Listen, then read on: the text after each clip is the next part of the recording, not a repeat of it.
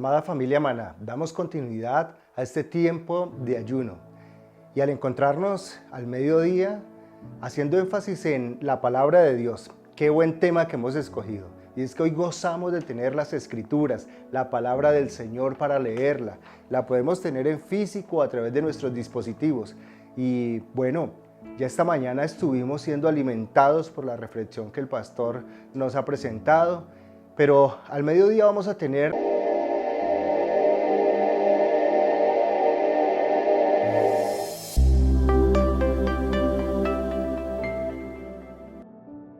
en su conformación tenemos Antiguo y Nuevo Testamento. Entre el día miércoles, jueves y viernes vamos a tomar diferentes partes. En este momento vamos a tener entonces parte de lo que conocemos en el Antiguo Testamento como Pentateuco, libros históricos, poéticos y profetas. Pero hoy miércoles entonces abarcaremos esta primer parte, lo que conocemos en Pentateuco e históricos. En la estructura del canon judío es conocido como la Tagnat, o aquellos libros que es más conocidos como la Torá, los Ketuvim y los Nevijín. Pero hoy entonces tomaremos la primera parte, que es el Pentateuco. Así que les invito a que hagamos una oración y de esta manera, haciendo memoria de lo que dice 2 Timoteo capítulo 3, verso 16, dice que toda la escritura es inspirada por Dios y útil para redarguir, para corregir, para instruir, a fin de que el hombre de Dios sea enteramente preparado para toda buena obra. Permitamos que la palabra sea la que nos enseñe. Padre, te damos muchísimas gracias por este momento, donde todos nos podemos conectar desde el lugar de habitación, de nuestro hogar o del trabajo, donde cada uno ha apartado este instante y este tiempo de ayuno. Te damos muchísimas gracias porque tú eres la luz, la verdad, y tu palabra siempre es espíritu y tu palabra es vida. Que en este tiempo donde podemos tener una reflexión general de cada uno de los libros, también nos queden principios claros que nos enseñan y nos edifican. Gracias te doy, Señor, por cada uno de los que participan de este tiempo de ayuno. En el nombre de Jesús, amén. Y comencemos entonces recordando el capítulo 1, verso 1. En el principio creó Dios los cielos y la tierra. Pero en el capítulo 12 del mismo libro de Génesis dice a Abraham una promesa: bendeciré a los que te bendijeren, maldeciré a los que te maldijeren. Pero le dice a Abraham: en ti serán benditas todas las familias de la tierra.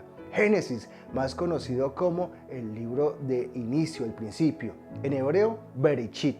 Así que tenemos un término clave en Génesis y es que Él es el origen. ¿El origen de qué? El origen de la creación, el origen de una nueva familia, el origen de la vida, el origen del propósito divino para el ser humano, el origen del pecado también, el origen de los juicios de Dios, porque también tenemos allí el momento en que vino el diluvio, pero el origen de un nuevo pacto, de un nuevo propósito. ¿Qué podríamos decir de Génesis o de Bereshit en una sola frase? Y es que Dios desde el inicio ha tenido el propósito de salvación, de redimir a su pueblo y estableció un pacto para con las familias de la tierra, el bendecirlas. Teniendo en cuenta Génesis 3:15, hay una promesa de Cristo. Ya estaba que aquel hijo de la mujer, aunque sería mordido en el calcañar, le iban a pisar la cabeza, y hablaba de Cristo.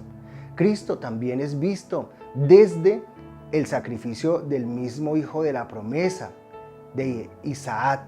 Cristo viene a ser realmente el que sustituye ese sacrificio vivo. En Génesis vemos la redención y el pacto. Solo en Génesis también vemos, y a través de Cristo, que todas las familias de la tierra serían benditas. Un principio a seguir. El principio entonces tenemos es que Dios es la misericordia, Dios es misericordioso. Puesto que Dios se acercó a nosotros, entonces nosotros también respondemos en ese llamamiento santo. Debemos agradecerles por su salvación, por su entrega. En Génesis aprendemos entonces que Él es el principio de la creación. Y en este momento vamos a aprender también a través de la libertad de la redención que encontramos a través del libro de Éxodo. Así salvó Jehová aquel día a Israel de la mano de los egipcios. E Israel vio a los egipcios muertos a la orilla del mar. Y vio Israel los grandes hechos que Jehová ejecutó contra los egipcios, y el pueblo temió a Jehová, y creyeron a Jehová y a Moisés su siervo. Éxodo capítulo 14, 30 y 31. El libro de Éxodo, en el texto hebreo, toma las dos primeras palabras para constituir su título, Wel Heshemot, que quiere decir estos son los nombres. En el título español fue un nombre asignado por los traductores griegos como Éxodo, que podría significar salida o partida. En los términos claves de este libro encontramos la palabra redimir o redención. Y esto muestra cómo el Señor sacó a su pueblo escogido, Israel, de la esclavitud de los egipcios. Y esto a través de un acto simbólico que marcó la redención del pueblo y fue la muerte de los corderos en la Pascua. Este libro registra los mandamientos de Dios al pueblo de Israel. Cristo se revela como Señor y Redentor a través de su acto de amor, de salvación, que por amor a su pueblo y amor a sí mismo ejecutó la iniciativa de salvar al pueblo escogido, Israel, de la servidumbre de Egipto. Éxodo revela cómo el que esperaba a su pueblo redimió y vivió de acuerdo a las disposiciones del pacto hecho en el Sinaí. Cristo es una prefigura tanto por Moisés como los corderos de la Pascua. La enseñanza sobre la salvación hasta la venida de Cristo y su muerte proporcionan una imagen clara de la expiación sustitutiva en la muerte del Cordero de la Pascua. Cristo es el Cordero de la Pascua y para heredar la vida eterna debemos recibir al Señor de manera personal, como Salvador y experimentar la redención que viene a través de su sangre derramada. La Biblia es la palabra de Dios. Éxodo nos enseña la redención y ahora aprendamos sobre la santidad en Levíticos. Me corresponde a mí en esta tarde hablar del libro tercero de Moisés, Levítico, el libro de la purificación, de cómo debía Israel acercarse a Dios. Y quiero que me acompañen a dos textos claves de Levítico, capítulo 11, 45 y 26 del 11 al 12. Porque yo soy Jehová que os hago subir de la tierra de Egipto, para ser vuestro Dios. Seréis pues santos porque yo soy santo. Y pondré mi morada en medio de vosotros y mi alma no os abandonará. Y andaré entre vosotros y yo seré vuestro Dios y vosotros seréis mi pueblo. Palabra clave, principio clave en Levítico. Puesto que Dios es santo, si queremos nosotros conocerlo y caminar con Él, debemos pedir que su Espíritu obre en nosotros para que podamos también ser santos y apartados para su servicio. Levítico es uno de los libros más difíciles de leer de todo el Antiguo Testamento. Tiene pocos relatos o personalidades, tampoco tiene poesía. Sin embargo, a pesar de lo difícil que es leer Levítico, tiene una tremenda lección para todos nosotros. En él, Dios les enseña a los israelitas y a nosotros los terribles peligros del pecado. Los rituales por los que tenía que pasar Israel demuestran los nefastos efectos del pecado y subrayan la realidad de que un solo pecado puede contaminar todo nuestro ser, así como una gota de veneno se disemina por todo un vaso con agua. ¿Cuál es el provecho de leer Levítico? ¿Qué nos enseña Levítico?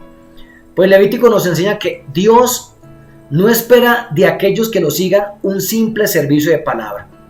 Más bien muestra una vida, o que nuestra vida en Cristo debe reflejar una vida de calidad a Dios. También nos da un espejo de nuestra propia depravación y la necesidad de quedar limpios de pecado por la sangre de Cristo. ¿Qué contenido? El tema, el propósito del libro de Levítico. Levítico recibió precisamente el nombre hebreo de Vayikra, que significa y él llamó. El título moderno de Levítico deriva de la traducción griega de la obra y significa cuestiones concernientes a los levitas. La palabra santo aparece más de 80 veces en el Levítico.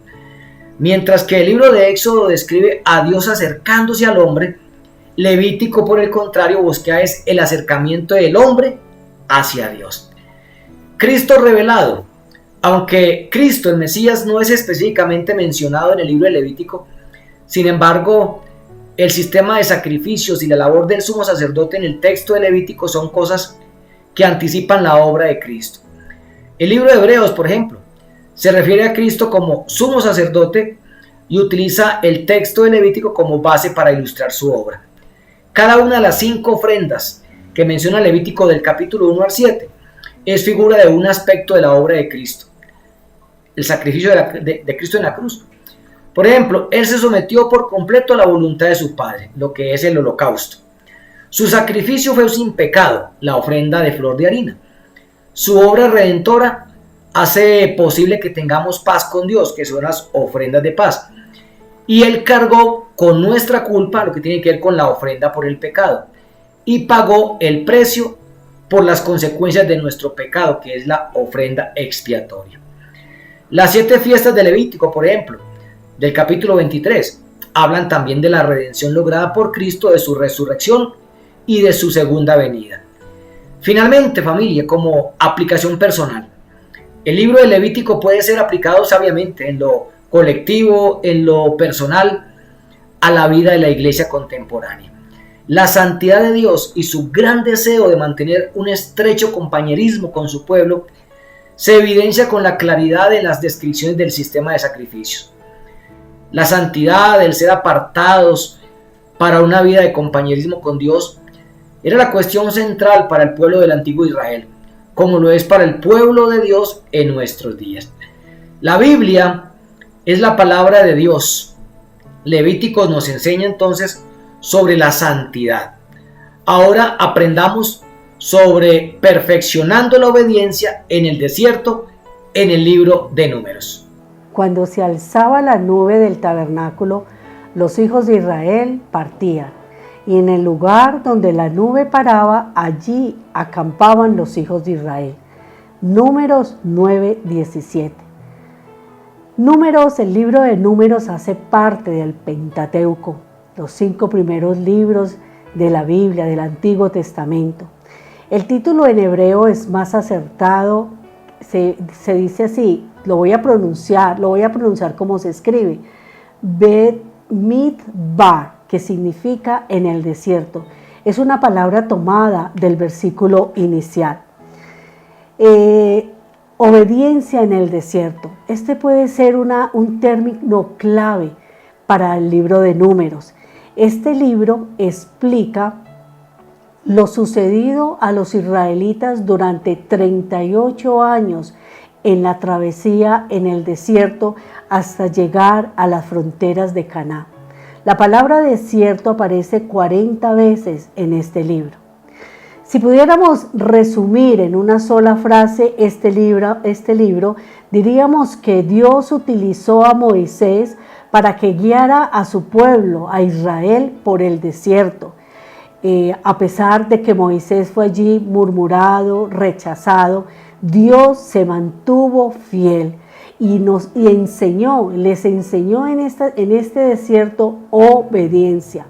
La fidelidad de Dios guió a una nueva generación hasta las afueras de la tierra prometida. El Señor prescribió un régimen especial para que los hijos de Israel acamparan. Si usted lee Números 2 del 1 al 34, se dará cuenta el orden con que estaban marchando este pueblo. El versículo 34 nos dice así: así acamparon por sus banderas y así marcharon cada uno por sus familias, según las casas de sus padres. Vemos que había un orden en esta marcha. Pero este libro Números también nos muestra a Jesucristo. Cristo es como la roca que da agua y como la serpiente levantada que da vida a los que la miran, como dice el Evangelio de San Juan. Él es el profetizado como una estrella, Jesucristo, que saldrá de Jacob y un cetro de Israel. El primer cumplimiento de esta profecía es en David, quien derrotó a una nación, Moab. El cumplimiento perfecto de esta profecía es en el Hijo de David, Jesucristo, que someterá a todos los enemigos de Dios. Pero el libro de Números también nos da un principio para nuestras vidas: mirar a Jesús para percibir el don de la vida eterna. Cada uno de nosotros ponemos nuestra fe en el Señor Jesucristo, quien hizo expiación por nuestros pecados en la cruz. La Biblia es la palabra de Dios. Números nos enseñó entonces la obediencia en el desierto. Ahora aprendamos sobre el pacto de amor en Deuteronomio. Deuteronomio 6, del 4 al 5. Dice así: Oye, oh Israel, Jehová nuestro Dios, Jehová uno es. Y amarás a Jehová tu Dios de todo tu corazón y de toda tu alma y con todas tus fuerzas. El libro de Deuteronomio en griego significa segunda ley. Es un libro que de alguna manera para mí tiene una aplicación muy hermosa, en la cual Dios nos muestra aquel contraste entre la promesa y las condiciones para la promesa. El término clave en este libro es la palabra mandamiento. Incluso aparece cerca de 40 veces. Dios habla mucho acerca de lo que ha mandado a su pueblo. Es el libro en el cual culmina todo el proceso que vivió el pueblo de Israel después de 40 años en el desierto y es previo a la entrada a la tierra prometida. En este libro, Moisés también deja una promesa y les hace ver que Dios les ha prometido un nuevo profeta, mayor que él, que es Cristo.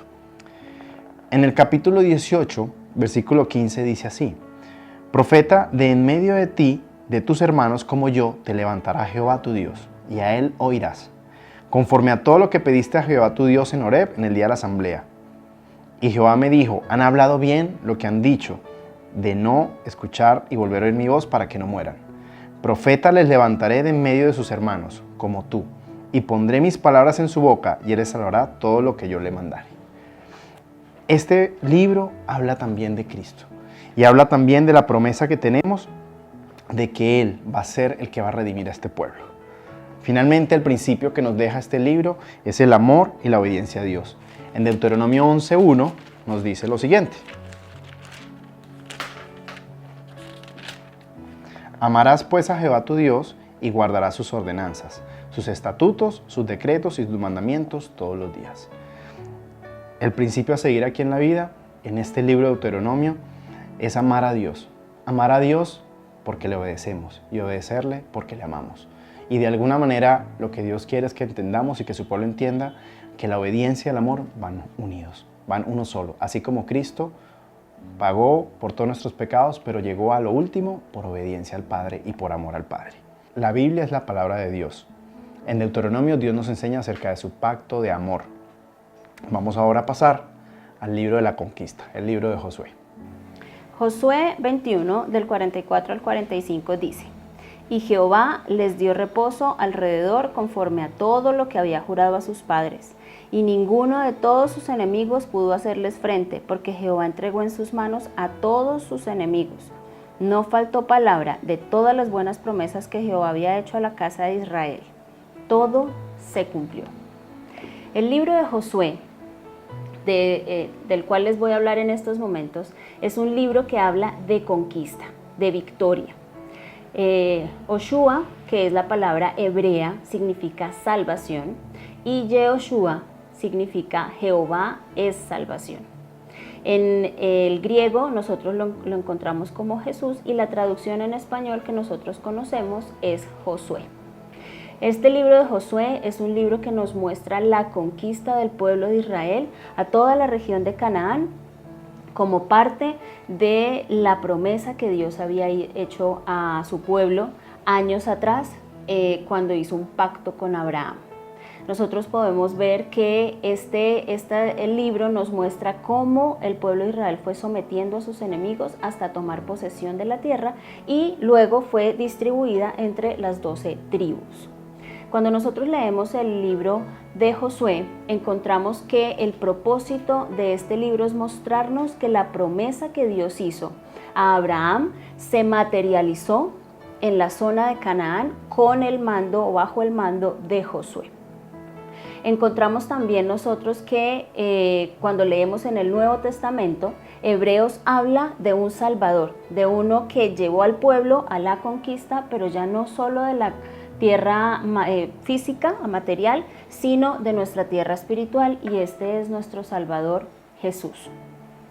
Cuando nosotros vemos en el libro de Josué, encontramos a un líder que llevó a su pueblo a tomar posesión de esta tierra, pero siendo él un presagio de Cristo. También encontramos que Josué fue uno de los pocos, o ha sido uno de los pocos héroes del Antiguo Testamento del que no se mencionan grandes errores, grandes pecados o dificultades de carácter. Es así que cuando nosotros leemos o nos acercamos al libro de Josué, necesitamos comprender que lo que debemos aprender es que todo aquello que nosotros empezamos guiado de la mano del Señor debe terminar bien. Y si queremos ser discípulos fieles de Dios, necesitamos seguir, obedecerle, obedecer su palabra y tener siempre nuestra mirada fija en Jesús. La Biblia es la palabra de Dios. Leemos en Josué este libro de la conquista y de la victoria del pueblo de Israel. Ahora vamos a seguir estudiando un libro en el que vamos a ver cómo el pueblo fue entregado y luego rescatado por Dios, y este es el libro de los jueces. El libro de Jueces, en el capítulo 21, verso 25, nos dice: en aquellos días no había rey en Israel, cada uno hacía lo que bien le parecía. Este libro nos va a hablar sobre líderes libertadores que tenían la función de sacar a Israel de los aprietos en los que ellos mismos se habían metido por no obedecer la voluntad de Dios. Los jueces no eran jueces al estilo de tribunales que se sentaban a ejecutar leyes, sino que eran realmente estrategas militares que se encargaban de liberar al pueblo cuando se encontraba en opresión de sus enemigos. Este libro lo que nos enseña es que Israel caía en apostasía, Dios los entregaba en manos de sus enemigos, Israel clamaba a Dios y Dios en su misericordia los escuchaba y mandaba un libertador para liberarles de su condición. Nos habla de que Dios es un Dios justo que permite que nosotros vivamos las consecuencias de nuestras acciones cuando vivimos en desobediencia. Israel experimentó un ciclo continuo y repetitivo de apostasía, opresión, arrepentimiento y por supuesto restauración de parte de Dios. Los jueces eran libertadores. De esa manera el pueblo lograba alcanzar la misericordia y el perdón a través de la liberación del juez. Este libro nos recuerda cómo Cristo vino como libertador, venció al enemigo, lo ató y ganó la batalla sobre la muerte. El libro de Jueces nos muestra que Dios es un Dios severo con aquellos que lo abandonan de manera intencional. También nos muestra que Dios es un Dios misericordioso, que cada vez que tú te acercas a Él y le clamas, Él te escucha y te perdona. Incluso cuando tú mismo has generado las causas de las consecuencias que estás recibiendo. En este libro también vemos cómo el Espíritu Santo capacita a hombres para cumplir tareas en la extensión de su reino para que nosotros podamos realmente llegar al lugar más amplio y espacioso que Dios tiene para nosotros. Independientemente de cuál sea la sociedad en la que tú vivas, Dios está dispuesto a restaurar a un pueblo, a una nación que está dispuesto a arrepentirse y a clamar a Dios. Es lo que debemos entender con relación a este libro. Dios ve tanto tus éxitos como tus fracasos y los usa para que tú crezcas espiritualmente. El libro de Jueces nos enseña sobre las consecuencias de no vivir en obediencia a Dios. Ahora vamos a aprender sobre el Redentor en el libro de Ruth. Y las mujeres decían a Noemí: loado sea Jehová, que hizo que no te faltase hoy pariente, cuyo nombre será celebrado en Israel. Ruth 4:14. En este libro de Ruth, una de las palabras clave que encontramos es pariente. Este fue el rol que desempeñó Booz muy responsablemente y con muy buena gana para con Ruth, así como para con Noemí. Como tal, él es una bella ilustración de Dios, quien con mucho gusto redime a su pueblo. Ruth y Booz se convirtieron en los antepasados de Jesús, el Redentor Supremo.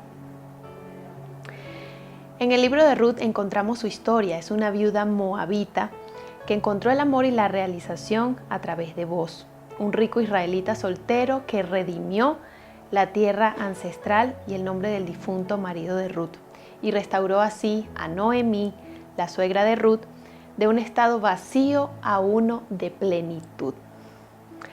Ahora, ¿qué papel encontramos de Cristo en el libro de Ruth? El papel de Booz como pariente redentor se cumple en mayor medida en Cristo, quien es a la vez nuestro hermano y nuestro redentor. Ruth está en la genealogía de Cristo. Ella es la bisabuela de la figura del Mesías de Israel, el rey David. La mano soberana de Dios en todas las circunstancias es prominente a través de Ruth. El hambre y la muerte de 3 esposos al comienzo del libro no fueron actos aleatorios de la casualidad. Fueron circunstancias divinamente preparadas para incorporar a Ruth en la familia de Dios y hacerla feliz.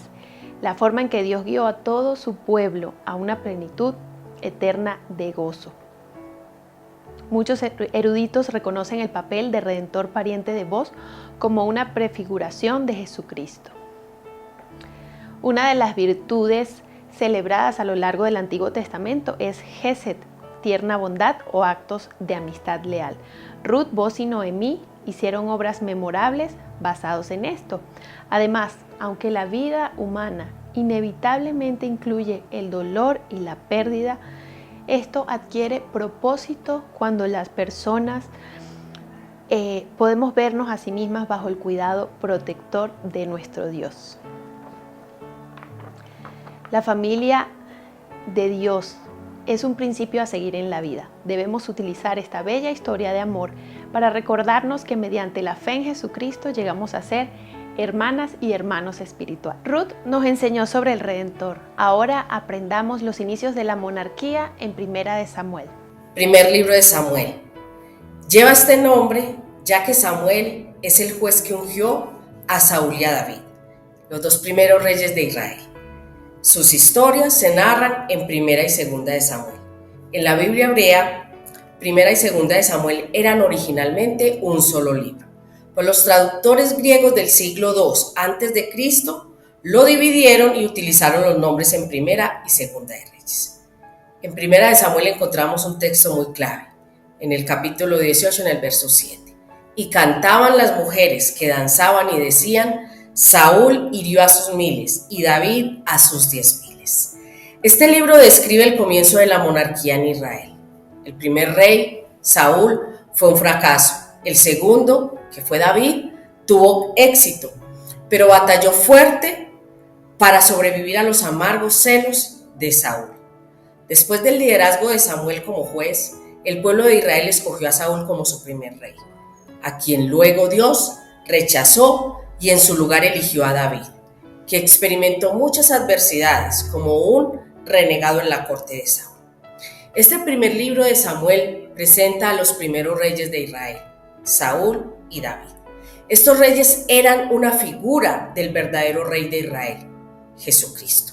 Jesús viene del linaje de David y era llamado hijo de David, un término equivalente a Mesías, el modelo de sacerdote, profeta y líder político que fue Samuel presagiaba a Jesús como profeta, sacerdote y rey. En este libro se usa por primera vez la frase el ungido de Jehová para referirse a una persona. Y esto es muy significativo porque la palabra Mesías o Cristo significa ungido. Este libro pues nos muestra que una relación correcta con Dios siempre trae consigo una obediencia de corazón y que para Dios esto tiene más valor que una conformidad externa a los rituales religiosos. Y Samuel dijo: se complace Jehová tanto en los holocaustos y víctimas como en que se obedezca a las palabras de Jehová. Ciertamente el obedecer es mejor que los sacrificios y el prestar atención que la grosura de los carneros. Debemos cuidarnos de comportamiento orgulloso, el cual Satanás quiere usar para conducirnos a la rebelión contra Dios. La Biblia es la palabra de Dios y Primera de Samuel nos enseñó sobre los inicios de la monarquía. Ahora aprendamos sobre un trono establecido en el segundo libro de Samuel. Y entendió David que Jehová le había confirmado por rey sobre Israel y que había engrandecido su reino por amor de su pueblo Israel. Segundo libro de Samuel 5:12. Ahora nos encontramos entonces con el segundo libro de Samuel.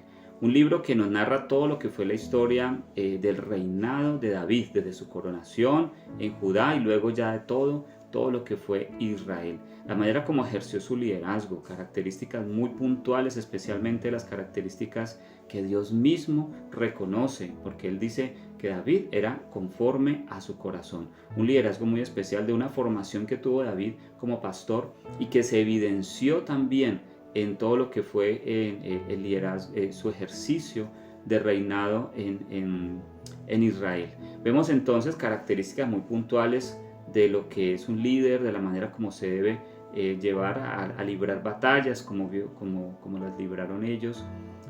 David vio el respaldo de Dios en todo lo que él emprendió, en la medida en que él siempre estuvo dispuesto a ser sensible a la voz de Dios a través de su liderazgo espiritual, a través de Natán, a través de todos, de Samuel, a todos los que estuvieron allí pendientes del ejercicio de su liderazgo. También fue un hombre que expresó también la grandeza, su humildad, su misericordia, su justicia. Y cada vez que vamos leyendo este libro nos vamos encontrando cosas fascinantes sobre toda esta historia de este hombre, de su reinado, la manera como él ejerció su reinado, que se convirtió luego entonces en un punto de referencia de ahí en adelante para todos los reyes. En este caso en lo positivo. Pero también vemos que como ser humano también fue susceptible al pecado y termina entonces en adulterio con Betsabé y también responsable de un homicidio también del esposo de Betsabé. Y eso efectivamente trae unas consecuencias y Dios, que es justo, también lo llevó a él a que experimentara también las consecuencias de su pecado. Y esas consecuencias afectaron no solamente su vida, sino también la vida de su familia, de sus hijos y de todo un pueblo. Inclusive hasta se levantaron hijos contra él y dispusieron a todo el reinado en contra de David. Vemos entonces las dificultades que él experimentó en su familia. Entonces les invito a que disfrutemos de este libro. Este libro, cuando usted lo empieza a leer, no quiere dejar de leerlo y quiere terminarlo. Entonces sigamos avanzando en todos estos estudios de estos 66 libros maravillosos.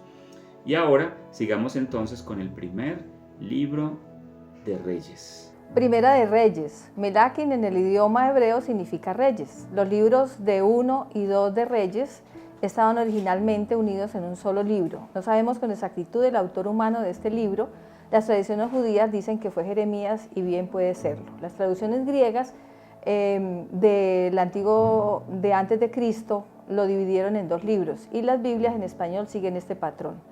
La versión griega utilizó los títulos 3 y 4 de Reyes. El texto clave está en el capítulo 11 del versículo 35 y 36. Y dijo a Jeroboam: pero quitaré el reino de la mano de su hijo Salomón y lo daré a ti las 10 tribus y a su hijo daré una sola tribu, para que mi siervo David tenga lámpara todos los días delante de mí en Jerusalén, ciudad que yo me elegí para poner en ella mi nombre. El término clave es la palabra división. Este libro describe la división de los israelitas en 2 reinos rivales. Los reyes de Israel o el reino del norte eran invariablemente idólatres, mientras que los reyes de Judá, es decir, el reino del sur, a veces hacían el bien y a veces hacían el mal. En resumen, en una sola frase, es que después del espléndido reinado de Salomón, que culminó con la dedicación del templo en Jerusalén, el reino se dividió. Y para confrontar la idolatría, Dios levantó profetas, en particular a Elías, quien se opuso al malvado Acab. En Primera de Reyes, Salomón, hijo de David y tercer rey de Israel, es prominente en Primera de Reyes. La sabiduría y la suntuosidad de Salomón eran conocidas mucho más allá de las fronteras de Israel.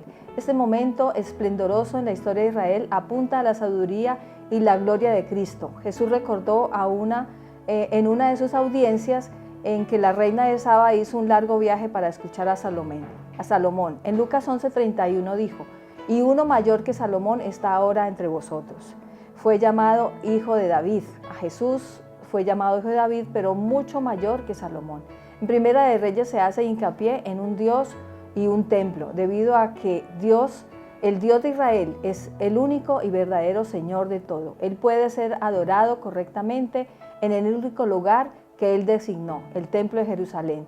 Dios no tolerará y no toleraría nunca la adoración a deidades rivales como Baal, ni soportará por mucho tiempo ser adorado en sitios rivales como en los santuarios de becerros de oro, en Dan, Betel o en los lugares altos. El Espíritu está presente para inspirar a los profetas de Dios. Un principio a seguir en la vida de la sabiduría madura, en Primera de Reyes 12, del 1 al 19, dice que al buscar consejo debemos valorar la sabiduría acumulada de aquellos que son mayores que nosotros. La Biblia es la palabra de Dios. Primera de Reyes nos enseñó sobre la división de Israel. Ahora aprendamos sobre las consecuencias de un pueblo dividido en Segunda de Reyes.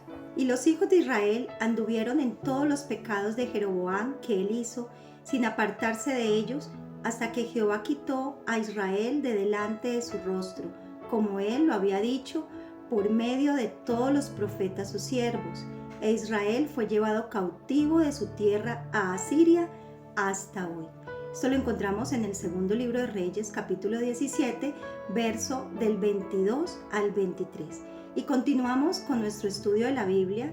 Hoy nos corresponde en este momento el segundo libro de Reyes. Y este libro entonces relata la historia en desarrollo de los israelitas en dos reinos rivales. Estamos hablando del reino del norte y el reino del sur.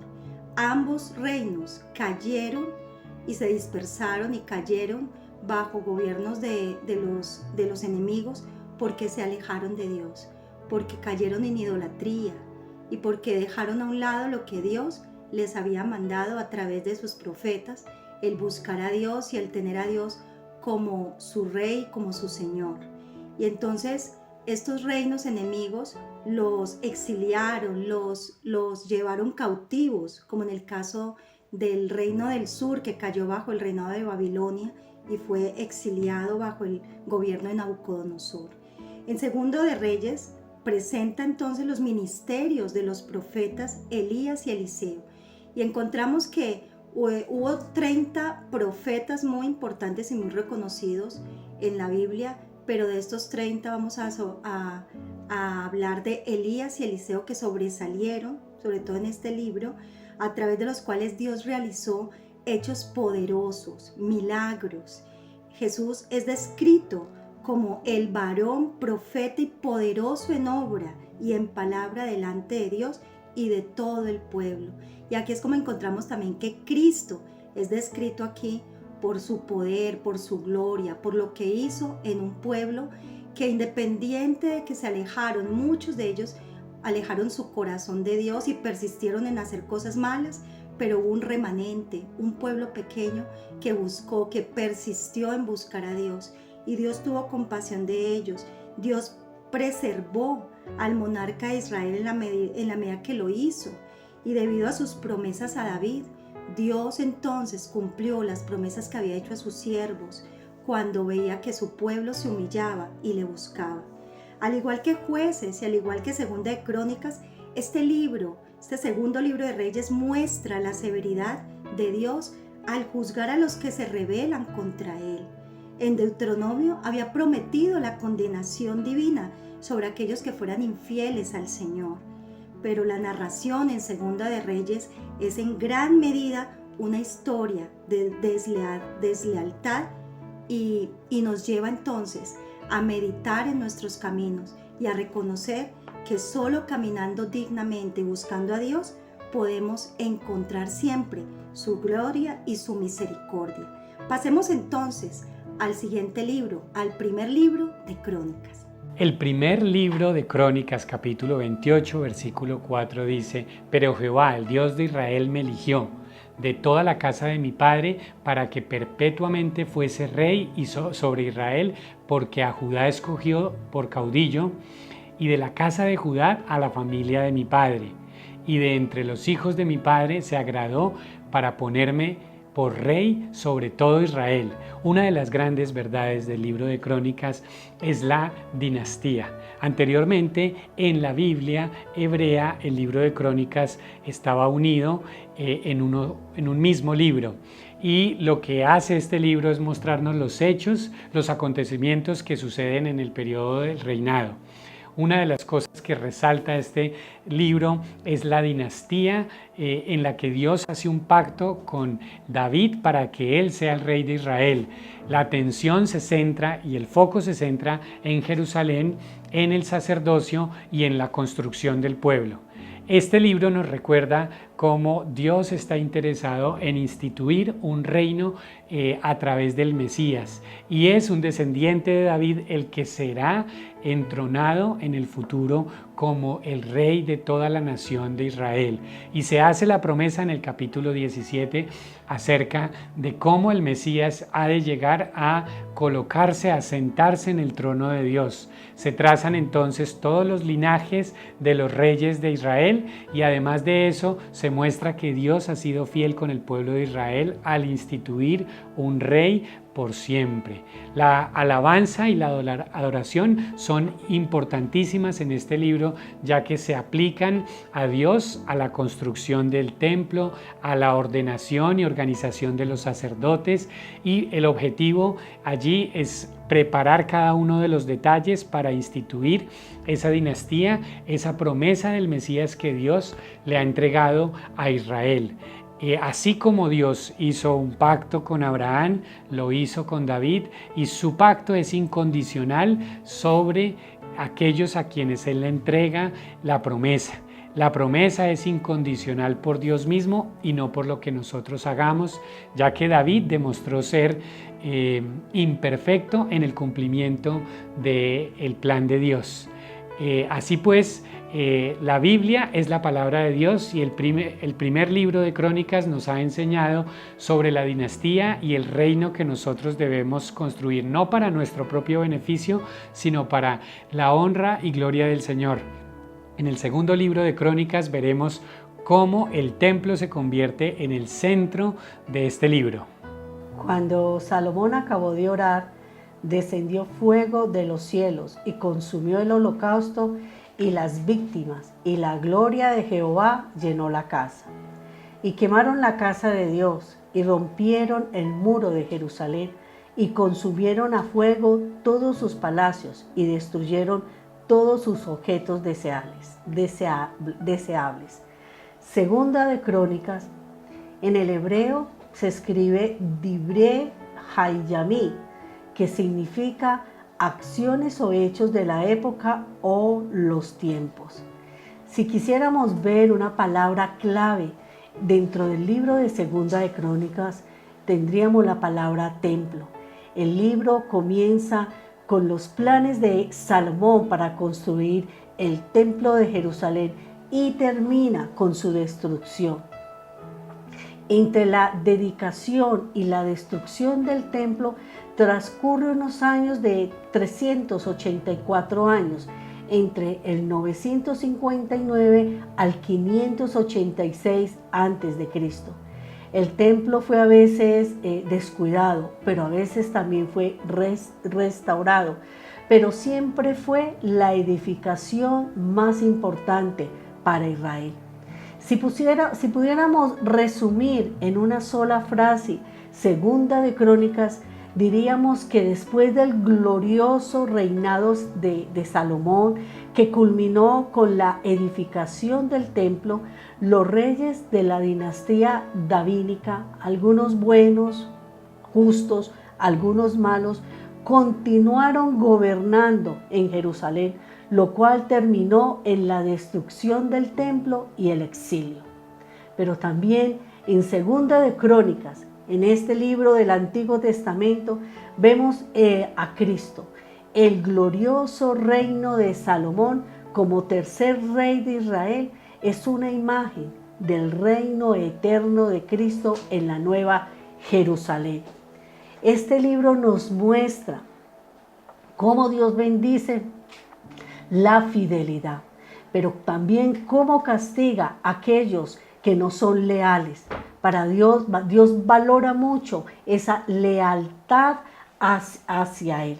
El libro termina con una nota de esperanza. A los exiliados israelitas se les permite regresar a casa con el fin de reconstruir el templo. El Espíritu de Dios se observa en el Segunda de Crónicas al inspirar a ciertos sacerdotes y profetas. Un principio muy especial que nos deja Segunda de Crónicas en nuestras vidas es la respuesta a la palabra de Dios. Cuando la Escritura nos confronta con algún pecado en nuestra vida, debemos nosotros como creyentes permitirle al Espíritu Santo que nos convenza, nos humille y nos reoriente a su voluntad. La Biblia es la palabra de Dios. Segunda de Crónicas nos enseña sobre un templo para Dios. Ahora entonces aprendamos sobre la restauración en Esdras. Porque Esdras había preparado su corazón para inquirir la ley de Jehová y para cumplirla, y para enseñar en Israel sus estatutos y decretos. Esdras capítulo 7, versículo 10. Como su nombre lo indica, hoy vamos a hablar de un personaje muy importante en el Antiguo Testamento y un libro que lleva su nombre, Esdras. En la antigüedad, los escritos hebreos unificaban a Esdras con Nehemías. Era un solo libro. Después, algunos autores dividieron Esdras 1 y Esdras 2, lo que hoy conocemos como el libro de Esdras por un lado y el libro de Nehemías. Y los dos hablan de algo muy importante. Es el regreso de la cautividad después de Babilonia. El primer acontecimiento importante fue el regreso de los israelitas para restaurar el templo de Jehová a través de un acto de adoración. Aproximadamente 40.000 israelitas en el año 530 a.C. regresan a levantar los muros y a reconstruir el templo destruido. Y un segundo evento, no menos importante, fue el que lideró Esdras. Un grupo menor de personas regresa a instaurar la adoración a Dios, pero a través de la palabra del Señor. Y aquí es donde queremos centrarnos, sobre todo en este ayuno de estudio con la serie de la palabra de Dios. La misión de Esdras fue la de transmitir y como dice su palabra, inquirir en la ley de Jehová para transmitirla al pueblo, para que todos se alimentaran de la palabra de Dios.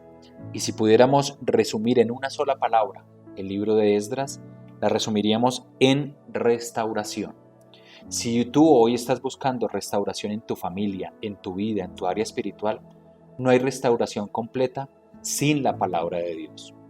La misión de Esdras fue tan importante que gracias a volver a buscar al Señor a través de la ley mosaica, sus estatutos, sus decretos, cuando vino Jesús, se pudo parar en la sinagoga y decir que la ley de Jehová se estaba cumpliendo en él en el libro de Isaías.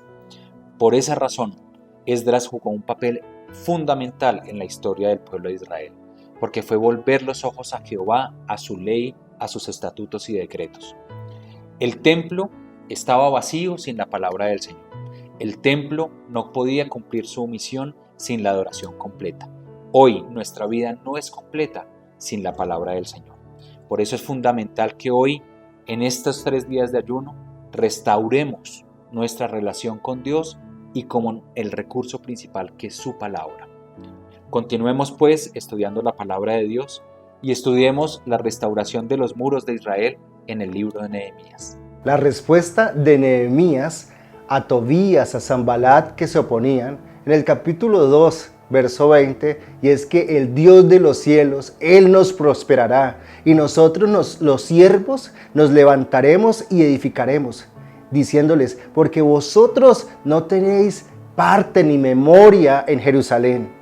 Nehemías un copero del rey, hombre usado para ir a reedificar los muros de Jerusalén. Nehemías, un libro posexílico, lleva este nombre a causa de este hombre que tomó decisiones, que le dolió su corazón y se levantó para restaurar a una ciudad. Tenemos un término muy importante, los muros. Una ciudad sin muros estaba desprotegida. Los muros representaban seguridad, protección, cuidado. Y esto era lo que requería Jerusalén, unos muros. Y Nehemías estaba dispuesto a trabajar por la reedificación. Como resumen de este libro, podríamos entender que el liderazgo de Nehemías es que Dios lo permite, porque es que son las personas que se disponen por andar en los propósitos de Dios los que reconstruyen. ¿Cómo vemos a Cristo en Nehemías? Nehemías fue aquel que luchó por la reconstrucción de la protección de una ciudad. Fue uno que estuvo dispuesto a trabajar por el propósito de Dios. Nehemías entendía que hay dos clases de personas: aquellos que andan conforme al propósito de Dios y aquellos que se oponen al propósito de Dios. Pues Nehemías estuvo dispuesto a andar en el propósito divino, así como Cristo estuvo dispuesto a decir que estaba para cumplir y hacer la obra del Padre en la tierra. Nehemías puede ser el ejemplo de protección y seguridad. Cristo fue aquel que se levantó para proteger, es el muro de protección para el ser humano, para todo corazón que está dispuesto a servirle al Señor. Podríamos entender entonces que tanto Esdras y Nehemías entienden muy bien el rol de servicio y de entrega al Señor. Cristo también entendió muy bien del Hijo Redentor por la humanidad. Un principio a seguir en la vida, y es que la confesión, el arrepentimiento y la santidad son realmente la seguridad del corazón. Así que a través del libro de Nehemías aprendemos que la Biblia es la palabra de Dios, y en este libro aprendimos acerca de los muros. Vamos a aprender acerca de la providencia de Dios en el libro de Esther. El libro de Esther, el título en español, que proviene de la Biblia hebrea, corresponde al nombre de la heroína de la historia, que es la misma Esther. El texto clave que vamos a ver está específicamente en el capítulo 4, en el versículo 14, en la parte B. ¿Quién sabe si para esta hora has llegado al reino? El término clave provincia de este libro lo vemos porque menciona directamente la mano de Dios obrando a favor de su pueblo. No es posible entender por qué en este libro directamente, aunque no se menciona a Dios, sí se ve notablemente la presencia de Dios, la providencia de Dios con todo su pueblo escogido por Él. Aunque Dios no se mencione o sea invisible para nosotros, quiero que recuerde algo, y es que Él siempre está obrando. Si vamos a mirar el punto clave de este libro de Esther, Esther es una bella judía que el rey de Persia, Asuero, seleccionó para convertirla en su reina, ¿sí? En su nueva reina. Y esta bella y dulce mujer se encargó ¿de qué? De salvar a los judíos del complot del malvado Amán. Por lo que su pariente Mardoqueo estableció la fiesta que todos ustedes conocemos, que es la fiesta del Purim, ¿sí? Aquí en el libro de Esther vemos a Cristo representado de una manera especial, porque aunque no se menciona la palabra Dios en ninguna parte de la Escritura, se hace muy evidente la obra de Dios en todo lo que sucede a favor del pueblo de Dios.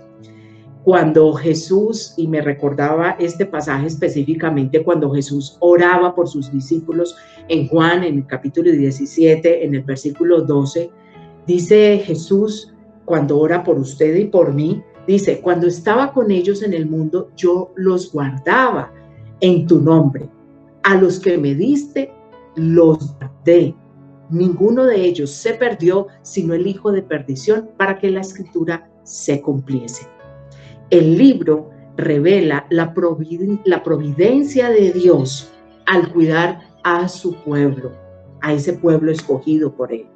Y aunque muchos males no sucedan, aún incluyendo las opresiones del enemigo, pueden tener en su corazón y en su mente la seguridad y la paz de que Dios está en control de absolutamente todo.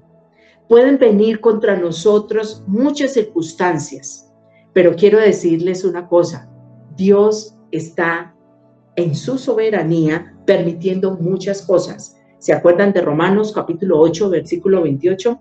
A los que aman a Dios, todas las cosas nos ayudan a bien. Aquí no solamente nos da una enseñanza sobre Cristo, también vemos en este libro una enseñanza sobre la humanidad. La vileza de Amán demuestra la depravación del corazón del hombre realmente, en su máxima expresión. Pero también vemos la integridad de Mardoqueo, que muestra el enorme bien que una persona puede hacer a favor de los planes y propósitos de Dios. La historia de Esther me recuerda mucho también la historia de José. De José, ¿se acuerdan? Que demuestra que cuando el pueblo de Dios se enfrenta a circunstancias difíciles, debemos actuar con valor y aún arriesgar nuestra propia vida por una causa justa. Lo hemos visto en personajes como ellos, pero quiero decirles algo. Aquí, en el libro de Esther, no solamente nos hablan de Cristo, no solamente nos hablan de esa parte humana, también nos da una enseñanza sobre la salvación.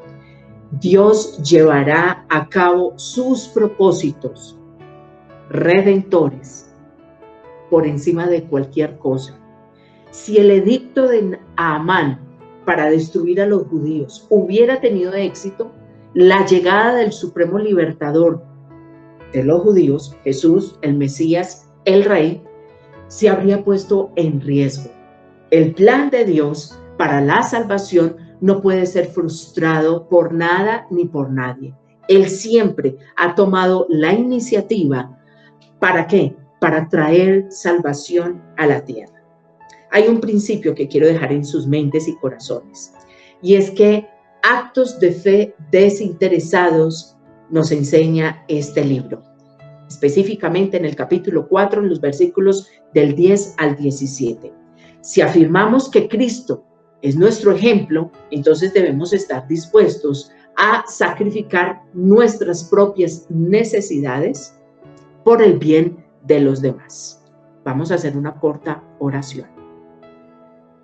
Bendito Padre, qué hermoso, qué privilegio y qué honra saber y conocer que tú, Señor, eres soberano, que tienes el control de todo, que aunque no te veamos, aunque no te sintamos, aunque hayamos perdido, Señor, de vista que estás obrando, tu palabra nos dice que tú tienes el control de absolutamente todo, que tú siempre estás a favor de los que te aman, que aquellos que te aman, todas las cosas nos ayudan a bien. Señor, perdónanos. Perdónanos por la falta de valentía, por la falta de compromiso, por la falta de discernimiento a la hora, Señor, de enfrentar circunstancias y situaciones que de pronto no entendemos, pero que sabemos que tú, Señor, porque lo dice tu palabra, estás en control. ¿Cómo no bendecirte? ¿Cómo no exaltarte y darte gracia por estos 3 días de ayuno?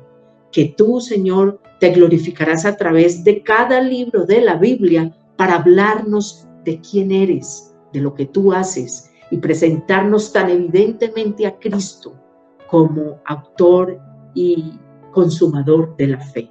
Aquel amado Jesucristo, quien hizo la obra completa por nosotros. Gracias por hablarnos al corazón. Gracias por ensanchar nuestro corazón para poder creer que tú obras en todo lo que pasa a nuestro alrededor.